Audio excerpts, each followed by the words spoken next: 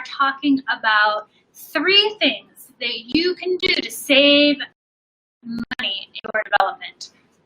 Everybody wants to save money, right? So there's some tips that will help you. Now when I say save money, I'm thinking picture, right?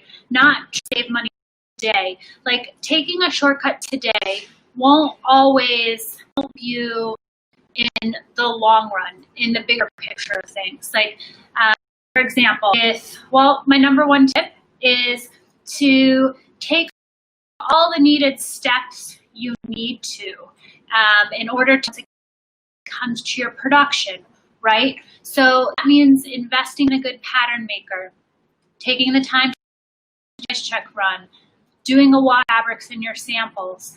Now I know that this doesn't save you money in the beginning, but it saves you money in the bigger picture, in your production, right? So let me explain those things a little bit. First, if you are not testing your fabric or testing your sample, right? So let's say that your fabric shrinks when it is ironed or when it's in the washer and the dryer.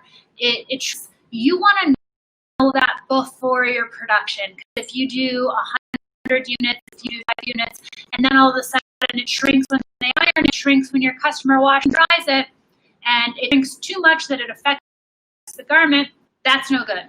All of that production will then, you want to avoid the return, and that's how you're going to save money, is by avoiding returns from your customer, and simply do a wash test, right? So that means take fabric when you get it and do a 12 permanent marker, wash it, dry it at 12 by 12 square.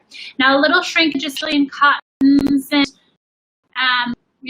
any fabrics, natural fabrics, even polyester might shrink. That's fine, but you want to evaluate. You don't want that shrink to be any more than 4%. So wash fabrics before action. Also, you want to wash and dry your samples if that's how you're going to be washing and drying. I think it's a very choppy video. I'm not sure that would be. I think it would maybe be the platform. If you want to go ahead and see if you can log in on the Instagram. So if you go to Instagram and you go to Makers Row and you go to their live event, I got a choppy video comment on the live stream, which is Facebook. So maybe try and log in on the Instagram. Anyway, so yes, wash testing your fabrics. If your sample or fabric is going to be dry cleaned, you want to dry clean them to see what happens to them when dry clean. You want to do everything to your fabrics before it gets into your consumer's hands that your consumer will later be doing, washing it and drying it. It's one of those things. So to save money and not get returns, you want to do the test. Also hire a pattern maker that's experienced. Pattern Instagram feed. Thank you for that. Yeah, so if I'm having problems on the Facebook, if you want to go to the Instagram, maybe we're live now. Maybe that will help. Yeah, Instagram's always better. Facebook is chat. Okay, so where was I? So pattern makers, you'll want to hire an experienced pattern maker, and I know again counterintuitive because that experienced pattern maker is going to cost more than the intern or student or the person 1 or 2 years. But what that's going to do is going to ensure that your production fits. I always say if it doesn't fit, it doesn't sell, period. That's it. It can be a beautiful piece. You can spend tons of time on it, but people won't buy it. So you'll need to spend money on an experienced pattern maker. Plus, if you try and cut corners when it comes to pattern making, you later could have all of those patterns redone. So even though it was less expensive, you were saving money with maybe someone less experienced or have a lower rate, it doesn't necessarily see money in bigger picture. And remember, I would get for success in the long run for today. The size check run too. So then you'll make one sample, fit sample, you'll digitize, you'll grade that sample, and then from there, you want to just check sizes. So before you go into production, you'll want to see one large. You want to make sure that all of those are correct, because again, like if you go into production and something's off large, something happened in your group, you're sitting on all of your that won't sell because something happened in the pattern making. So doing a step run. So my first tip for saving money is, as counterintuitive as it seems, taking all the necessary steps to having a production correct. Because the worst that can happen to a new designer when funds are tight is that you're on a production sale. That's how you will make your money, how you're going to make your return. All of it is set up production. So I know it might seem like you're saving money by working with the pattern maker that's less experienced, saving money by skipping that size check run, but you want to think picture. So make sure you're taking all of those steps. And the watch test and watching the sample, and also that's time. So you want to give yourself the time and take the necessary steps in order to have a production that works, because otherwise, it's going to be tough. It's going to be a tough recovery. So that's my first tip. My second tip is hire help. Hire help, and that can be working with someone that can help you. You want to know your budget. You want to know your timeline.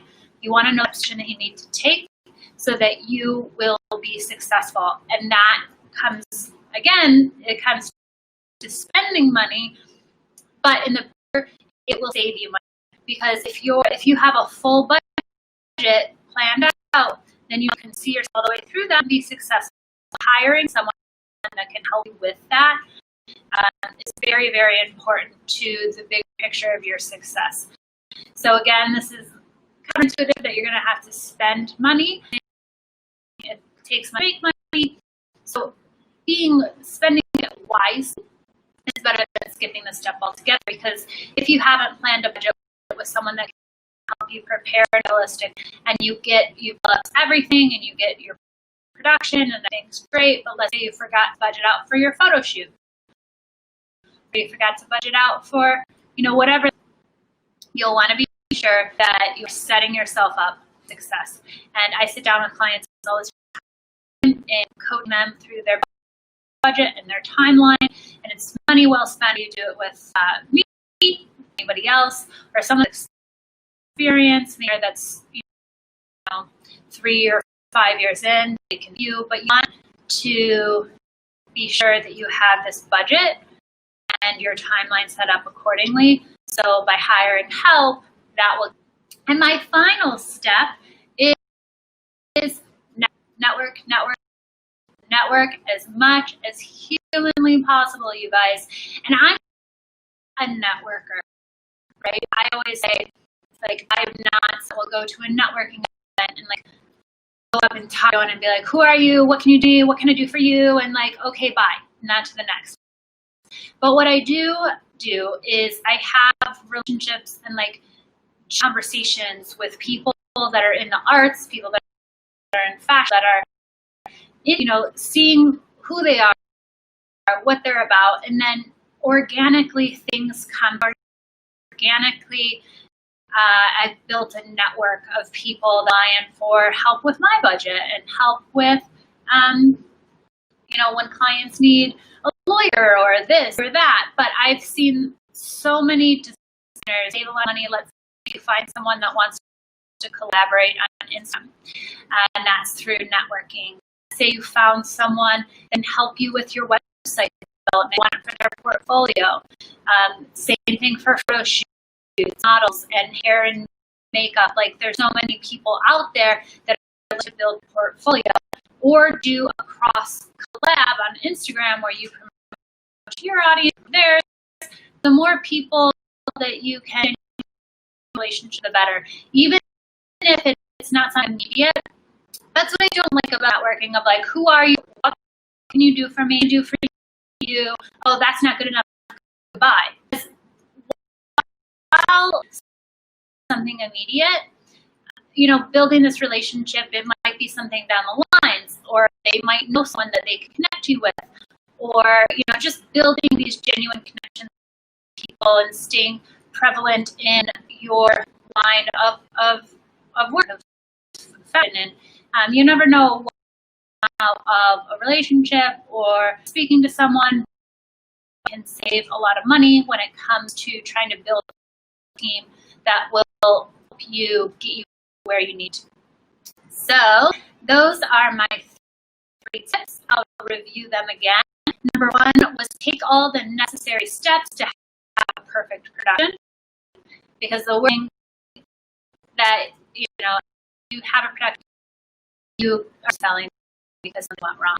Number 2 is help and spend money efficiently. So asking someone about your budget and your timeline that knows, so that they can help you set up to spend your money as efficiently as possible, so they're not wasting any money on anything. Number 3 is network, building your community, talking to other people, seeing help each other, how you can help someone launch, and maybe they'll help you launch, or if makeup, or anything at all. Networking can really help save on your. So, does anyone have any questions? I'll leave it open for questions. Let's see if we have so far. I don't think we had any questions. Oh, I love the mood board in the back. Thank you. And that's Gordon Bricks. That's all of their fabrics that they do on board every season. They've got quite. I should switch it up, because people are always talking about the mood board in the background. Other ones. No questions. No questions on how to save money. You guys are good, saving all the money that you need to. Again, I'm annalivermore from Vmora. We help launch fashion designers, help you with what's needed, that you need to take to how to budget for your line, for pattern samples, your favorite ad campaign. I don't know that I have a favorite, and it's different for every designer, because depending on what you're launching and who your customer is, it's different. Real, just staying genuine. I like any campaign genuine. You can tell that someone's trying to promote, and they're not really believing it, or they're not really behind it. So my favorite campaign is something that's very personal and genuine and authentic. I think authenticity is like the best way to promote yourself in any way. All right. No more questions? All right, so you guys can view this on the Instagram TV, and you view this on the Facebook, so there'll be plenty of plays if you take this from the beginning, and you can contact me through the Makers app, website, or range for help with budget timeline. So we can do an hourly, depending on how much help we show you the template. I can walk you through it. That'll only take an hour, and it's $2.50 an hour, and then you're off on your own to fill it out. But if you want an hour, and that's the same for your timeline. So you can just do like a quick hourly little package there. And again, you can hop through embark.live, and that is in the pinned comments. Yeah, that's it. All right, well, we will see you guys next week, same time, 3 o'clock. As always, thanks for one more question. Do you have any specific loans you would want to recommend? loans can be a challenge as a startup designer just because you don't have any basis of sales. So it depends on your personal credit. They might take personal credit, but in the beginning, loans that my designers have come across would be from family and friends, like finding an angel investor, somebody that wants to be a part of what you're doing. Later, you can go and get, once you've proven sales, you can get a bank loan, things like that. I don't have like a specific best loan for new designers. The SBA has a lot going on for loans right now, and I believe you've got to be in business and showing sales in order to do that. What is find designers? Again, through Instagram, through Facebook, through any Apple, just spend some time looking and looking, and it used to be live events, but right now there's not a lot. So things going digital online. I think I saw a question. How do you recommend moving to New York from San Diego for fashion? How do I recommend? I would say there's a lot more than there would be in San Diego. So sorry about that. So go ahead. I love New York. I moved here from Bowen. I love it. And the girl for me, one just moved from Chicago, and one's moved from China, one's moved from Brazil. So we're all transplants here in New York, all of it. So I would say do it, but I think it's a good idea. You guys, well, I'll see you next Monday at 3 o'clock. And if you want to reach out to me, make a show, embark, and thanks so much. I hope you got something out of today's webinar. Okay. All right.